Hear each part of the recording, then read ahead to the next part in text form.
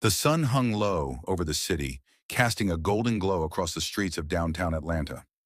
Marcus Bell, a tall black man in his early 40s, drove his midnight blue BMW through the bustling avenue.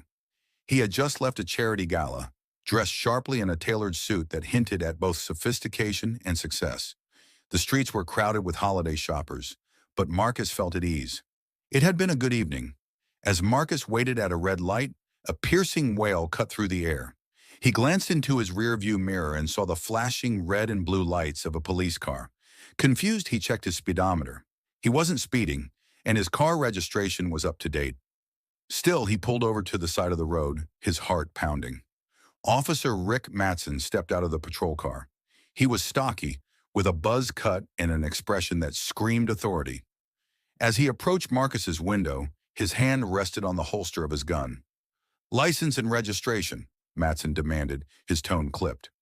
Marcus complied, handing over the requested documents without a word. "Do you know why I pulled you over?" the officer asked, though his tone suggested he wasn't interested in an answer. "No, officer," Marcus replied calmly. "Is there a problem?" Matson's eyes narrowed as he scanned the documents. "This your car?" "Yes, sir." "Is there an issue?" Marcus's voice remained steady, though he could feel the heat rising in his chest. "Step out of the vehicle," Matson ordered. Marcus hesitated. "Officer, can you tell me why?" Matson's hand hovered near his gun. "Step out, now." Marcus sighed, unbuckled his seatbelt, and stepped out. As he stood on the sidewalk, Matson began to search the car without asking for permission. Marcus clenched his fists, his patience wearing thin, but he remained silent. A small crowd began to gather, sensing tension in the air. "What's this?" Matson sneered, holding up a sleek leather briefcase from the back seat. "That's my briefcase," Marcus said, his tone still measured. "Open it," Matson barked. Marcus's jaw tightened, but he complied, entering the code.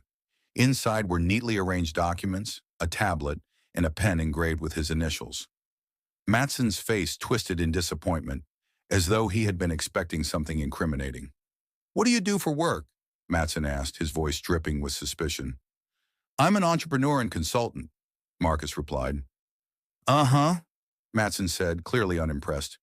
"Wait here." He walked back to his patrol car, scanning Marcus's license in the system. Moments later, Matson's demeanor shifted dramatically. His posture straightened, and the color drained from his face. Mr. Bell, I think there's been a misunderstanding," he stammered, returning the documents with trembling hands. Marcus raised an eyebrow. "What kind of misunderstanding?" Matson hesitated. "I wasn't aware that you were connected." "Connected?" Marcus echoed, his tone sharp. "What do you mean by that?" Matson fumbled with his words. I didn't know you knew the president," the crowd murmured in surprise. Marcus sighed, pinching the bridge of his nose. "Yes, President Jacobs and I are friends. But what does that have to do with how you treated me?" Matson's eyes darted nervously. It's standard procedure," he mumbled. "Standard procedure," Marcus repeated, his voice heavy with disbelief. "Would you have treated me this way if you didn't assume I was just some random black guy in a nice car?" Matson opened his mouth to respond, but no words came out. Marcus shook his head. "You should treat everyone with respect, not just the people you think are connected." He glanced at the crowd, who nodded in agreement. With that, Marcus climbed back into his car and drove off, leaving Officer Matson standing on the sidewalk, his face a mixture of embarrassment and shame. The onlookers slowly dispersed, but the incident lingered in the air like a storm cloud. As Marcus merged onto the highway, he felt a pang of sadness. He knew that the situation could have ended differently if not for his connections.